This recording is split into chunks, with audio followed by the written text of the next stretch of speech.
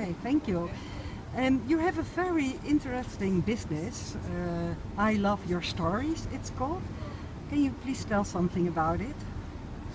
Yeah, so ILYS, ILYS.com, I Love Your Stories, is about helping people to create freedom in their lives through practicing writing.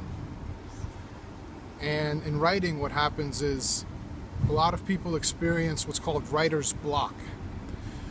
And writer's block is wanting to write something, wanting to express themselves in some way, but then some thoughts happen that start preventing them from doing it. They might be very simple thoughts like, I have a typo, I spelled this wrong, I'm not saying this right, this is structurally incorrect, to much more intense thoughts like, who am I to write? I shouldn't be writing. My teacher said I will never write. When I was 2 years old, my parents said I'm horrible and I'll never be able to do this. What am I doing trying to express myself? That's writer's block, and it feels horrible because writing is an energy inside of us that wants to express itself and wants to come out and to be in the world. Whether anybody reads it or not is something else. That's reading. But we're talking about writing, the act of creation, something moving from inside to outside. So when we want to do this, we want to express, move it forward. But then if we're blocked inside by these thoughts, that never happens. And when this starts to happen, it feels bad, and we start having this association inside of ourselves. Every time we want to express ourselves in this way, we can't.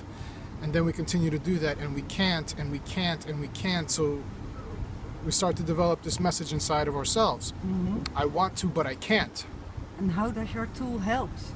Well, it helps rewire them into I can, and it's very simple the way it works. It's when somebody sits down to write, they tell the tool how many words they want to write. So they have an intention, I want to do this, so they tell it.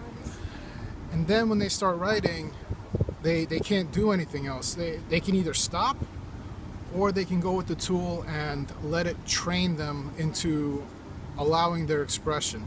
The way it does that is by not giving the mind anything to attach to. There's no distractions. The only thing that they're seeing is one letter on the screen, and if that's too much, they can turn that off. So they don't see anything other than how many words they've already written and their progress.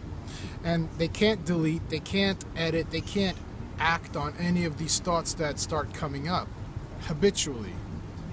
So anything that might have stopped them before, they can't really do anything about if they go with the program and they allow themselves to let go enough to have the experience of feeling what it feels like to have this expression move through them.